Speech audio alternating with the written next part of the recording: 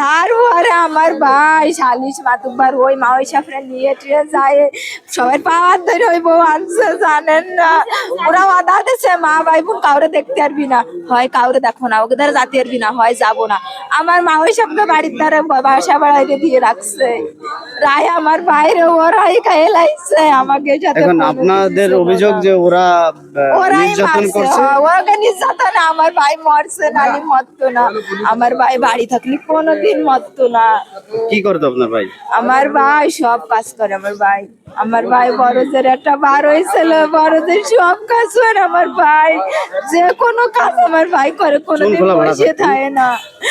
আমার ভাই কাজ না থাকলে ডাব পারবে, আমার ভাই কাজ না থাকলে আমার ভাই নাই কাঁঠাল কাটবে, ব্যবসা করবে, জানেন না। আমার ভাই কোনোদিন একটু বসে থাকে না। আমার ভাই অনেক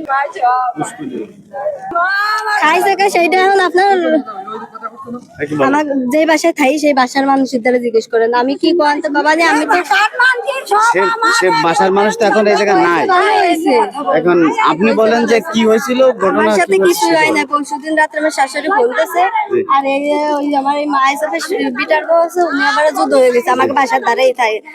তাই মানে আমার মাইজে যা আছে ওনার মেয়ে মানে আমাকে দ্বারা বেড়াতে এসে আমাকে দ্বারা আসতে দিলাই, তাই নিয়ে ওরা আব্বু সিলে যে আমার বাড়ির বিটে আইসে আমাকে দ্বারা আসতে দিলাই।